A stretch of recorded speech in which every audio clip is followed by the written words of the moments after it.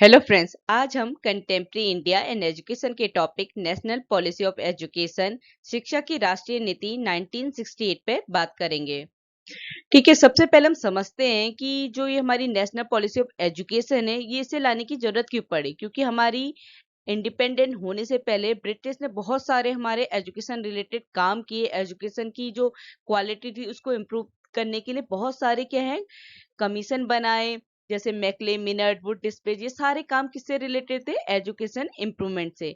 तो अब क्या हुआ कि जब हमारा देश आजाद हुआ, स्वतंत्र हुआ, उसके बाद क्या हुआ कि जो हमारी क्वालिटी थी एजुकेशन की उसको इम्प्रूव करने के लिए, उसमें सुधार करने के लिए हमारी गवर्नमेंट ने क्या किया, एक नेशनल पॉलिसी बनाई। और ये पॉलिसी कब बनी? ये बनी 1968 में, 1968 में। 1968 में जो हमारी इंडियन गवर्नमेंट थी उसने नेशनल पॉलिसी ऑफ एजुकेशन बनाई। और किसके लीडरशिप में? उस टाइम पे हमारे प्राइम मिनिस्टर कौन थे? मिसेस इंदिरा गांधी। तो 1968 में मिसेस इंदिरा गांधी की लीडरशिप में जो हमारी नेशनल पॉलिसी ऑफ एजुकेशन है, ये क्या बनाई गई? इसे प्रोमुलगेट किया गया या प्रमोट किया गया। ठीक है, हमारी जो नेशनल पॉलिसी ऑफ एजुकेशन है ये मेनली किस पे बेस्ड थी? ये हमारी बेस्ड थी कोठारी कमीशन पे। जो भी हमारी कोठारी कमीशन ने रिकमेंडेशन दिए थे, सिफारिश दी थी, हमारी national policy of education NP Kothari commission या कोठारी आयोग पे ही बेस्ड थी। अब समझते हैं कि हमारी जो एजुकेशन पॉलिसी है इसको लाने की जरूरत क्यों पड़ी। अब क्या है कि कोठारी कमीशन बन चुकी थी, उसने अपने रिकमेंडेशन दे दिए थे, फिर भी हमें एजुकेशन पॉलिसी बनाने की क्यों जरूरत पड़ी? क्या होता है कि जब भी जैसे आयोग ने कुछ लिख के दिया, ठीक है, उसने बताया कि आप ये काम करेंगे तो ये चीज इम्प्रूव होगी या एजुकेशन इस तरीके से इम्प्रूव होगी, उसे लागू करना, उसे एक्चुअल में फॉलो करना थोड़ा अलग मैटर होता है। ठीक है, आपको एक लिख के दे दिया कि आपको ये काम करना है, पर एक्चुअल में वो हो रहा है या नहीं हो रहा है, ये डिपेंड करता है उसके गोल्स पे, उसके ऑब्जेक्टिव पे, कि वो गोल या वो ऑब्जेक्टिव आपने अचीव किए हैं या नहीं है। तो कोठारी कमीशन ने, कोठारी आयोग ने अपने जो भी रिकमेंडेशन दिए थे, सिफारिश दी थी, उनको क्या है इम्प्रूव करने के लिए, कि उस एजुकेशन को और ज्यादा इम्प्रूव करने के लिए क्या हुआ, गवर्नमेंट ने एजुकेशन पॉलिसी बनाई, जो सबसे पहले बनी 1968 में। जैसे ये नेशनल पॉलिसी भी क्या है, आज की डेट में 5 एजुकेशन पॉलिसी बन चुकी हैं। सबसे पहले हमारी एजुकेशन पॉलिसी बनी है 1968, सेकेंड पॉलिसी बनी है 1986, थर्ड पॉलिसी बनी है हमारी 1992, फोर्थ बनी है 2020 एंड फिफ्थ वन बनी है हमारी 2022 पे। जो हमारी अभी जो रिसेंट नेशनल पॉलिसी बनी है वो बनी है 2022 में। तो ये क्या हुई कि पॉलिसी बनते गई उनको इम्प्रूव करने के लिए, मतलब जब 1968 की जो भी पॉलिसी बनाई होगी उसको फर्दर इम्प्रूव करने के लिए, जो भी पूरी नहीं किए गए हैं उन काम को और पूरा करने के लिए पॉलिसी बनाई गई। तो इसीलिए क्या हुआ कि कोठारी कमीशन के बाद गवर्नमेंट ने एजुकेशन पॉलिसी बनाई, जो कब बनाई? 1968 में। इसका ये किस तरीके से तैयार की गई कि इससे क्या हो कि जो एजुकेशनल अपॉर्चुनिटीज हैं, शैक्षिक अवसर हैं, वो क्या हो, इक्वलाइज हो, कि हर एक व्यक्ति को क्या हो, इक्वल तरीके से समान रूप से एजुकेशन अपॉर्चुनिटीज मिले, शैक्षिक अवसर मिले। इस एजुकेशन का, इस पॉलिसी का एम क्या था, उद्देश्य क्या था, कि एक ऐसा एजुकेशन सिस्टम बनाना कि हर एक पर्सन को क्या हो, अनरिस्ट्रिक्टेड, अप्रतिबंधित शिक्षा मिल सके, कि मतलब हर एक तक क्या हो, शिक्षा पहुंच सके। इस पॉलिसी का फोकस किस बात पे था कि जो नेशनल इंटीग्रेशन है, जो वैल्यू ऑफ नेशनल इंटीग्रेशन है, राष्ट्रीय एकता के मूल्यों के डेवलपमेंट पे फोकस थी, केंद्रित थी, कि मतलब उनका क्या था कि इस तरीके की शिक्षा होनी चाहिए कि जिससे क्या हो, जो वैल्यूज हो नेशनल इंटीग्रेशन की, राष्ट्रीय एकता की जो वैल्यूज हो, मूल्य हो, उनका विकास किया जाए एजुकेशन के माध्यम से। क्योंकि आपको पता है कि एजुकेशन क्या है, एकमात्र साधन है जिससे क्या है कि किसी भी कंट्री की इकोनॉमिक और कल्चरल डेवलपमेंट किया जा सकता है। एजुकेशन के माध्यम से ही क्या है, आप किसी भी देश का आर्थिक और सांस्कृतिक विकास कर सकते हैं। तो इसीलिए क्या हुआ कि गवर्नमेंट को एनपीई लाने की आवश्यकता पड़ी और इसका एम क्या था कि इस तरीके की एजुकेशन सिस्टम बनाना कि हर को एक इक्वल अपॉर्चुनिटी मिले, समान अवसर मिले और हर एक व्यक्ति तक क्या हो, एजुकेशन पहुंच पाए। अब बात करते हैं कि जो एनपीई के मेन फीचर्स क्या थे, मुख्य विशेषताएं क्या थी। पहली थी फ्री एंड कंपलसरी एजुकेशन, निशुल्क और अनिवार्य शिक्षा। अब हमारा आर्टिकल 45 है, वो क्या कहता है, अनुच्छेद 45 ये कहता है कि जो बच्चे 6 से 14 साल के होते हैं उनको फ्री और कंपलसरी एजुकेशन प्रोवाइड करना। तो आर्टिकल 45 के अकॉर्डिंग क्या है कि जो भी बच्चे क्या हो 6 to 14 ईयर हो उनको फ्री और कंपलसरी एजुकेशन प्रोवाइड करी जाए। तो एनपीई का एम क्या था कि इस डायरेक्टिव प्रिंसिपल, क्योंकि आर्टिकल 45 क्या है, डायरेक्टिव प्रिंसिपल में आता है, इस डायरेक्टिव प्रिंसिपल का जो एम है फ्री और कंपलसरी एजुकेशन प्रोवाइड करना, उसको फुलफिल करे, पूरा करे। तो इस एनपी क्या कर रहा था कि वो एक सुटेबल प्रोग्राम तैयार कर रहा था जिससे क्या हो कि जो वेस्टेज एंड स्टेग्नेशन, स्कूलों में क्या होता था कि बच्चे क्या करते थे, स्कूल में एडमिशन लेते थे पर अपनी शिक्षा नहीं लेते थे। ये 1968 की बात बोल रही हूँ। उस टाइम पे क्या होता था कि बच्चे एडमिशन लेते थे, पूरी नहीं करते थे, कुछ बच्चे बीच में ही छोड़ देते थे। तो जो वेस्टेज और स्टेग्नेशन होता था, अपव्यय और ठहराव, उसको कम करने के लिए कुछ प्रोग्राम बनाए जा रहे थे। साथ ही साथ ये है कि जो हर एक बच्चा क्या करे, स्कूल में एनरोल करे, अपना उसका नाम लिखा जाए और सक्सेसफुली, सफलता के साथ क्या करे, वो अपना प्रिस्क्राइब कोर्स को, अपने निर्धारित पाठ्यक्रम को पूरा करे। तो ये किसका काम था, एनपीई का काम था कि वो क्या करे, इस तरीके के प्रोग्राम बनाए जिससे जो आर्टिकल 45 कहता है फ्री और कंपलसरी एजुकेशन, तो हर एक बच्चे तक इस एजुकेशन को पहुंचाने का काम किसका था, एनपीई का। सेकेंड फीचर्स है हमारा status, emolument and education of teachers, शिक्षकों की स्थिति, उपलब्धियां और शिक्षा। अब हम कह रहे हैं कि एजुकेशन क्या है कि किसी भी देश की इकोनॉमी और कल्चर डेवलपमेंट के इम्पोर्टेंट है। और ये एजुकेशन कैसे इंप्रूव होगी, जब क्या हो, टीचर्स की जो कंडीशन है, स्टेटस है, वो सही होगा। क्योंकि हम कह रहे हैं कि टीचर्स का क्या रोल है, बहुत ज्यादा इम्पोर्टेंट रोल है एजुकेशन की क्वालिटी को इम्प्रूव करने के लिए, किसी भी नेशनल डेवलपमेंट के लिए। तो हम क्या कह रहे हैं कि टीचर्स क्या है, इम्पोर्टेंट है हमारे एजुकेशन सिस्टम को इम्प्रूव करने के लिए। अब ये बातें कि जो एजुकेशनल एंडेवर्स है कि जो हमारा शैक्षिक प्रयास है वो कब सक्सेस होंगे, कब उनमें सफलता मिलेगी, जब क्या होगा कि टीचर की, ये किन बातों पे डिपेंड कर रही है, जो टीचर्स की पर्सनल क्वालिटीज हैं, उसकी एजुकेशनल क्वालिफिकेशन है, प्रोफेशनल कॉम्पिटेंस है। जब ये सारी क्वालिटी टीचर में होगी तभी हमारे क्या है कि एजुकेशन इंप्रूव हो पाएगी। तो इससे क्या है, इससे ये होता है कि जो टीचर्स की क्वालिफिकेशन और रिस्पॉन्सिबिलिटी है, क्योंकि उसकी रिस्पॉन्सिबिलिटी क्या है कि उसने इस तरीके की शिक्षा देनी है, इस तरीके की एजुकेशन देनी है कि जिससे हमारा नेशनल डेवलपमेंट हो, हमारा राष्ट्रीय विकास हो। तो उसकी ये रिस्पॉन्सिबिलिटी है, उसकी क्वालिफिकेशन के अकॉर्डिंग उसको सोसाइटी में एक ऐसा ऑनर्ड प्लेस मिलना चाहिए, उसको एक सम्मानित स्थान देना चाहिए कि जिससे क्या हो कि उसका एमोलमेंट, उसकी जो उपलब्धियां हैं और सर्विस कंडीशन है वो क्या हो, सेटिस्फाई हो, संतोषजनक होनी चाहिए। तो एनपीई में टीचर्स से रिलेटेड इस तरीके का एक फीचर्स बनाया था कि टीचर्स को सोसाइटी में एक ऑनर्ड, एक सम्मानित स्थान दिया जाना चाहिए। दूसरा क्या है कि टीचर्स को क्या होनी चाहिए, एकेडमिक फ्रीडम होनी चाहिए, उनको इस तरीके की स्वतंत्रता होनी चाहिए कि कोई भी नेशनल या इंटरनेशनल इशू है उस पर वो क्या कर सकते हैं, इंडिपेंडेंट स्टडीज कर सकते हैं और रिसर्च कर सकते हैं। मतलब वो उस जो भी इशू है, टॉपिक है, उस पर क्या कर सकते हैं, एक तो अध्ययन कर सकते हैं, दूसरा शोध कर सकते हैं, साथ ही साथ वो उस पर बोल और लिख सकते हैं। कोई भी टॉपिक हो, जो चाहे वो नेशनल हो या इंटरनेशनल इशू हो, टॉपिक हो, उसमें टीचर्स को क्या होनी चाहिए, एकेडमिक फ्रीडम होनी चाहिए। तीसरा है कि teachers education, teacher education means कि जब वो क्या कर रहे हैं, टीचिंग करा रहे हैं, इन सर्विस एजुकेशन है, उस टाइम पे टीचर एजुकेशन पे जोर दिया जाना चाहिए, शिक्षक को शिक्षा दी जानी चाहिए जब वो टीचिंग करा रहा हो। थर्ड फीचर्स था हमारा डेवलपमेंट ऑफ लैंग्वेजेस, भाषाओं का विकास। सबसे पहला कौन सी भाषा का, जो रीजनल लैंग्वेज होती है, क्षेत्रीय भाषा है, इसके विकास के बारे में एनपीए ने लिखा। उनका कहना था क्योंकि एनपीए के आने से पहले ही क्या होना था, जो प्राइमरी और सेकेंडरी स्टेज थे, जो प्राथमिक और माध्यमिक स्तर थे, वहां पे जो शिक्षा का माध्यम था, जो एजुकेशन मीडियम था, वो क्या था, रीजनल लैंग्वेज, क्षेत्रीय भाषा थी। एनपीए का क्या मानना था कि इस तरीके के कदम उठाए जाएं कि यूनिवर्सिटी स्टेज में, विश्वविद्यालय स्तर में भी क्या हो कि जो शिक्षा का माध्यम हो वो क्या हो, रीजनल लैंग्वेज हो, क्षेत्रीय भाषा होनी चाहिए। सेकेंड लैंग्वेज थी थ्री लैंग्वेज फॉर्मूला, जो त्रिभाषा सूत्र था।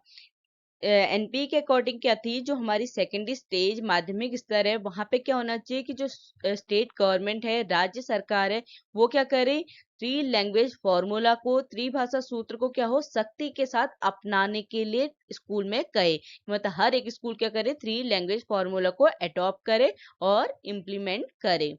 अब थ्री लैंग्वेज फॉर्मूला में क्या आता है, हिंदी, इंग्लिश और मॉडर्न इंडियन लैंग्वेज, कोई भी आधुनिक भारतीय भाषा, हिंदी और अंग्रेजी। जो हमारे हिंदी भाषी राज्य थे, ऐसे स्टेट जहाँ पे हिंदी बोली जाती थी, वहां पे क्या हो, जो लैंग्वेज होनी चाहिए पढ़ाई की, वो क्या होनी चाहिए, हिंदी और रीजनल लैंग्वेज। ठीक है। दूसरा, जो एरिया जहाँ पे हिंदी नहीं बोली जा रही है, गैर हिंदी भाषी राज्यों में क्या होना चाहिए, जो हिंदी की जगह पे क्या होनी चाहिए, अंग्रेजी और दूसरी रीजनल लैंग्वेज होनी चाहिए। साथ ही साथ एनपीए का मानना था कि जो हमारी यूनिवर्सिटी और कॉलेज में क्या होना चाहिए, जो भी पाठ्यक्रम होना चाहिए, वहां पे हिंदी और इंग्लिश दोनों में ही क्या होना चाहिए, आपको कोर्स अवेलेबल होना चाहिए, जिससे क्या है कि बच्चे अपनी लैंग्वेजेस को क्या कर सके, इम्प्रूव कर पाए। तीसरी लैंग्वेज है हिंदी।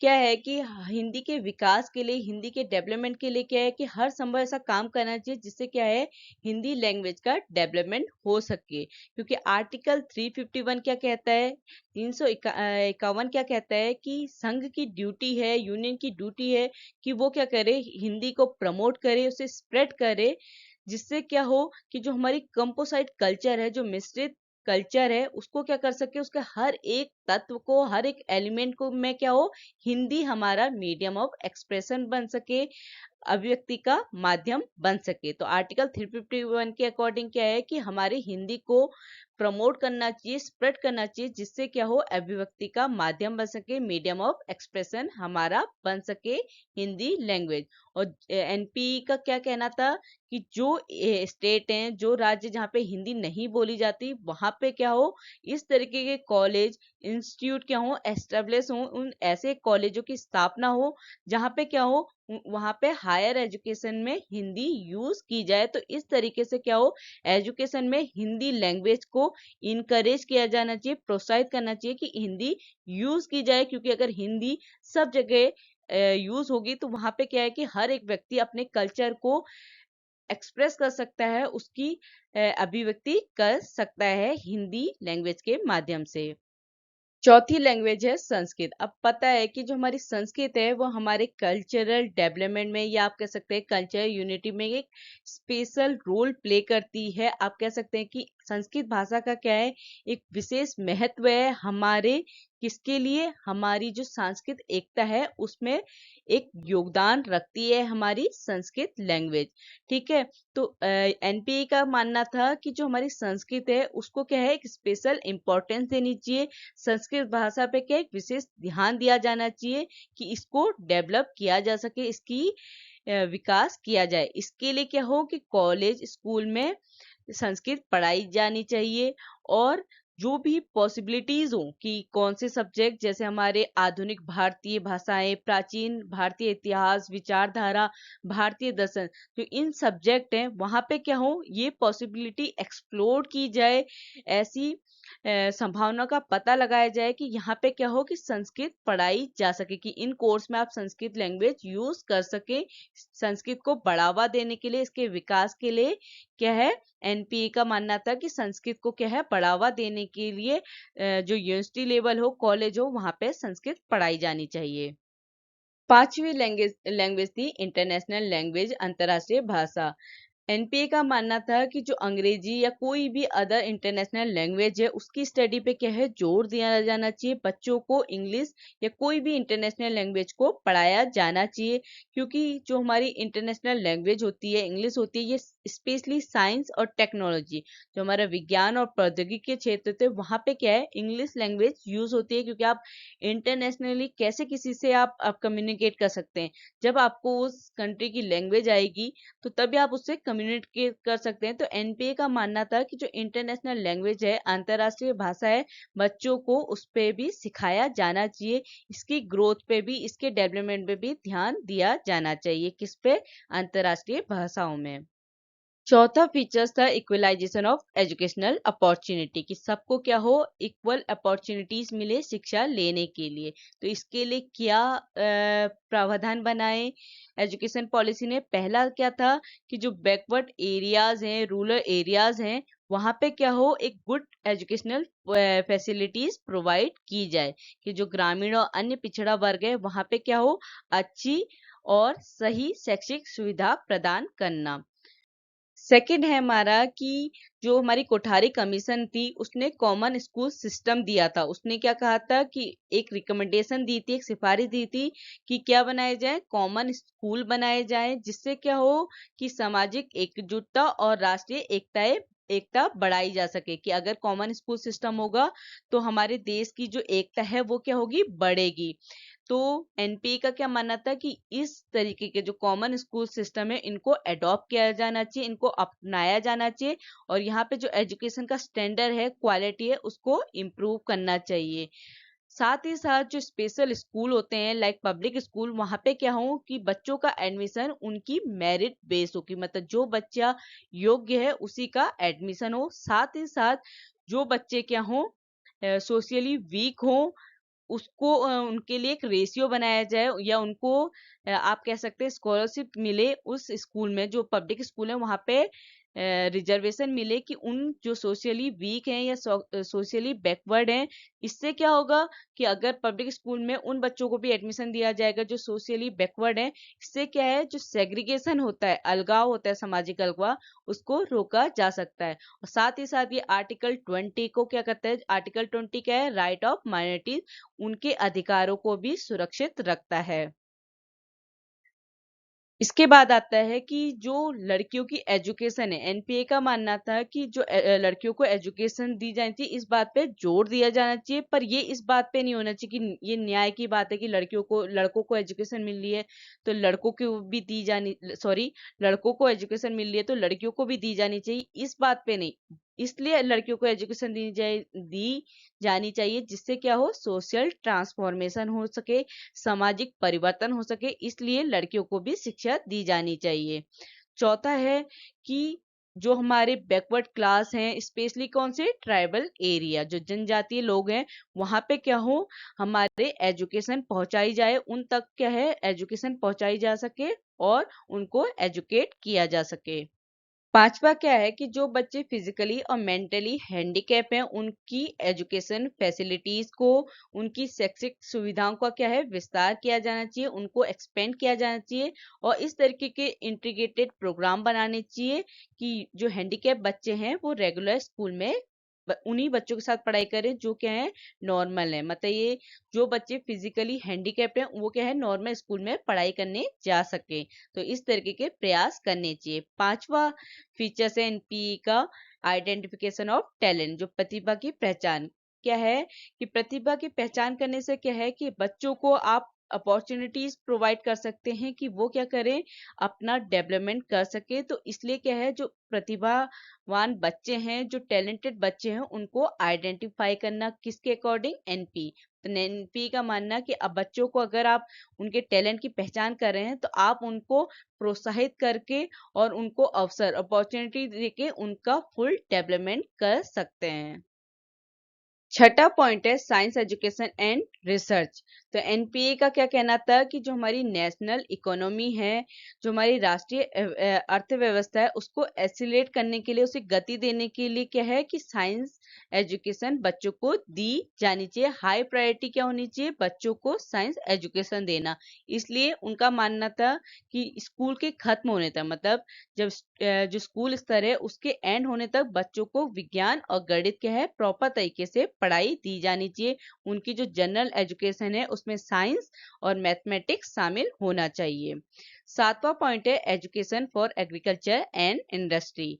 जो हमारी कृषि और उद्योग की शिक्षा के लिए क्या है, इसके डेवलपमेंट के लिए, इसके विकास पे ज्यादा जोर दिया जाना चाहिए। इसके लिए क्या कि हर एक राज्य में कम से कम एक विश्वविद्यालय होना चाहिए। किस चीज का? एग्रीकल्चर का, कृषि का, कि हर एक राज्य में एक कृषि विश्वविद्यालय होना चाहिए। दूसरा कि जो हमारी टेक्निकल एजुकेशन है, तकनीकी शिक्षा है, वहां पे क्या होना चाहिए? जो एजुकेशन में प्रैक्टिकल ट्रेनिंग क्या है, जो व्यवहारिक प्रशिक्षण है, वहां पे एक इंटीग्रल पार्ट होना चाहिए कि एजुकेशन में के साथ ट्रेनिंग भी दी जानी चाहिए। कहाँ पे? इंडस्ट्री में प्रैक्टिकल ट्रेनिंग दी जानी चाहिए। यहाँ पे? टेक्निकल एजुकेशन में, तकनीकी शिक्षा में। तीसरा है कि जो हमारे एग्रीकल्चर, इंडस्ट्रियल और अदर टेक्निकल नीड्स है कंट्री की, उसका क्या होना चाहिए? कंटिन्यूस रिव्यू होना चाहिए, उसका निरंतर समीक्षा होनी चाहिए। साथ ही साथ एक बैलेंस होना चाहिए किसके बीच में? National institution and employment opportunities. जो हमारे शैक्षिक संस्थान है के उत्पादन और रोजगार के अवसर, क्योंकि जितनी प्रोडक्टिविटी हो रही है, कि जितनी कंपनियां हैं, इंस्टीट्यूट है, अगर बच्चों को आप एजुकेशन दे रहे हैं पर क्या है एम्प्लॉयमेंट अपॉर्चुनिटी ही नहीं है, तो वहां पे उस चीज को बैलेंस भी बनाना है। तो एनपीए का मानना था कि इनके बीच में बैलेंस भी बनाने की जरूरत है। इस तरीके के काम करने चाहिए कि जिससे क्या हो, जो एजुकेशनल इंस्टीट्यूट है और एम्प्लॉयमेंट अपॉर्चुनिटी को बैलेंस किया जा सके।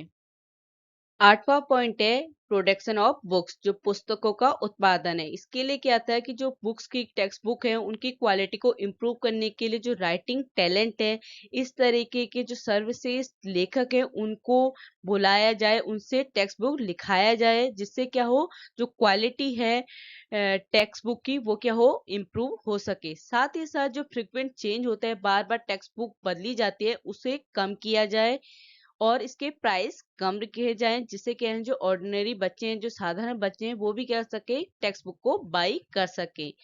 इसके अलावा क्या है कि जो बुक्स के हैं, जो बुक स्टोर होते हैं, जहाँ पे बुक कॉरपोरेशन होते हैं, उनकी क्या हो, एग्जामिनेड हो, उनकी जांच होनी चाहिए कि वो प्रॉपर तरीके से काम कर रहे हैं या नहीं कर रहे हैं। साथ ही साथ स्पेशल अटेंशन देनी चाहिए, विशेष ध्यान देना चाहिए किन कौन सी बुक्स में, जो छोटे बच्चे और यूनिवर्सिटी लेवल की बुक्स हैं, जहाँ पे कौन सी लैंग्वेज यूज हो रही है, रीजनल लैंग्वेज यूज हो रही है, जहाँ पे क्षेत्रीय भाषा का उपयोग हो रहा है, उन पुस्तकों पे, उन बुक्स पे क्या है, विशेष ध्यान दिया जाना चाहिए। नवा पॉइंट है एग्जामिनेशन, परीक्षाएं। तो इसके लिए एनपीए का क्या था कि उनका मेजर गोल था, प्रमुख लक्ष्य था कि जो क्वालिटी है एग्जामिनेशन की, उसे क्या किया जाए, सुधार किया जाए, उसमें इम्प्रूवमेंट किया जाए। जो इवोल्यूशन है, जो मूल्यांकन है, वो क्या होना चाहिए, कंटिन्यूअस प्रोसेस के थ्रू होना चाहिए, निरंतर प्रक्रिया के थ्रू होना चाहिए।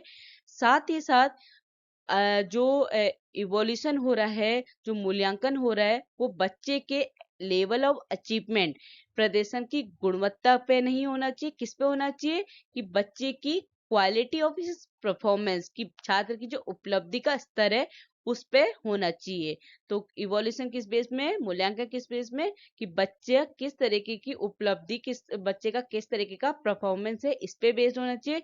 साथ ही साथ जो मूल्यांकन है वो निरंतर प्रक्रिया के द्वारा होना चाहिए।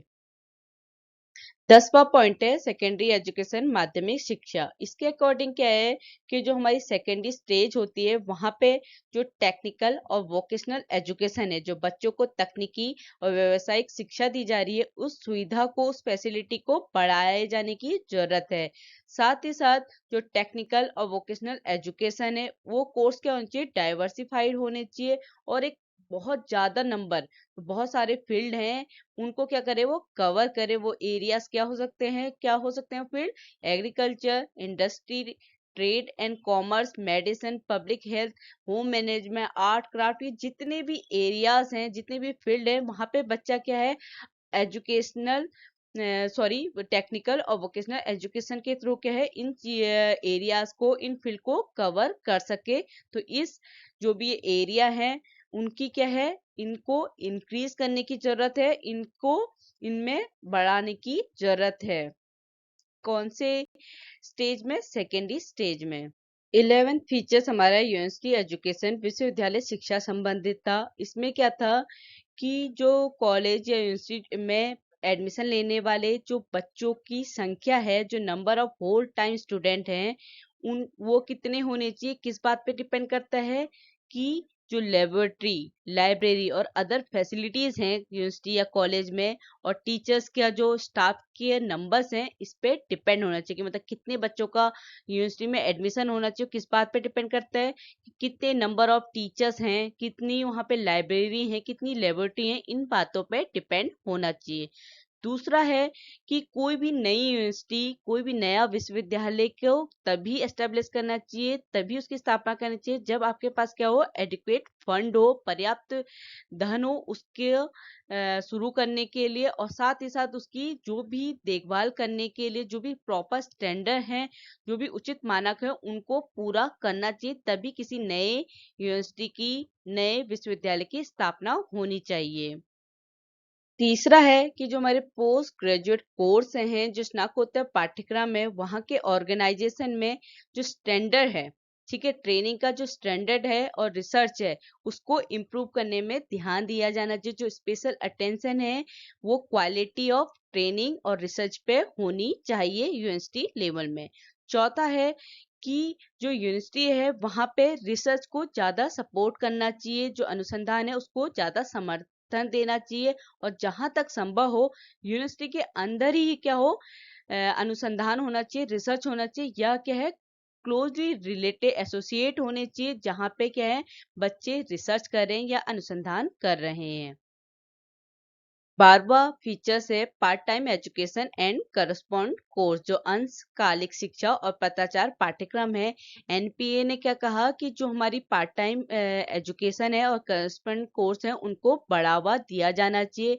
कौन से लेवल में? यूनिवर्सिटी लेवल में। साथ ही साथ जो हमारे सेकेंडरी स्कूल स्टूडेंट हैं, टीचर्स हैं, एग्रीकल्चर, इंडस्ट्रियल और अदर वर्कर हैं, उन्हें भी क्या है, पार्ट टाइम एजुकेशन और करस्पॉन्ड कोर्स करना सेकेंडरी स्कूल में अलाउ होना चाहिए। और साथ ही साथ जो हमारी पार्ट टाइम एजुकेशन और करस्पॉन्डिंग कोर्स है, उनको सेम स्टेटस दिया जाना चाहिए, समान दर्जा दिया जाना चाहिए। किसके बराबर? जो फुल टाइम एजुकेशन है। मतलब पार्ट टाइम एजुकेशन और करस्पॉन्ड कोर्स किसके इक्वल है कि जितने फुल टाइम एजुकेशन की मान्यता है, उतनी ही मान्यता पार्ट टाइम एजुकेशन और करस्पॉन्ड कोर्स को दी जानी चाहिए। अब क्या है कि समान दर्जा देने से क्या होगा कि हमारी जो पार्ट टाइम या correspond course full time education के बराबर होगी, तो उससे क्या होगा, एक तो इससे क्या होगा, स्कूल वर्कर जो हैं, जो टीचर्स हैं, उनको प्रमोशन मिलेगा, उन्हें अपॉर्चुनिटी मिलेगी कि वो क्या कर सकते हैं, अपनी एजुकेशन, जो उनकी आगे की एजुकेशन है, उसको कंप्लीट कर सकते हैं। साथ ही साथ क्या है कि जो लोग फुल टाइम मतलब इस तरीके से अपने पूर्णकालिक एजुकेशन नहीं ले पा रहे हैं, जो अपना जो एक प्रॉपर होती है एजुकेशन पूरी, उसे नहीं ले रहे हैं, पर कॉरेस्पॉन्ड कोर्स के थ्रू अपनी एजुकेशन कर सकते हैं, उनको अपॉर्चुनिटी मिलेगी, अवसर मिलेगी कि वो अपनी एजुकेशन को क्या है, पूरी कर सकते हैं। 13 पॉइंट है spread of literacy and adult education, जो साक्षरता और पौर शिक्षा का प्रसार। जो हमारी एनपी है, उनका मानना था कि जो हमारा नेशनल डेवलपमेंट है, राष्ट्रीय विकास तभी संभव हो सकता है जब क्या हो, हमारी कंट्री में एडल्ट एजुकेशन दी जाए, पौर शिक्षा दी जाए, और लिटरेसी रेट, जो साक्षरता का रेट है, उसे बढ़ावा मिले। तो इसके लिए क्या है, हमारे को अपनी साक्षरता, लिटरेसी को स्प्रेड, उसको प्रसार करना चाहिए। इसके लिए क्या है, कुछ प्रोग्राम बनाए जाएं जिससे क्या हो, एडल्ट शिक्षा दी जाए, पौर शिक्षा दी जाए, और लिटरेसी रेट बढ़ाया जा सके। 14 पॉइंट है गेम्स एंड स्पोर्ट्स, खेल कूद।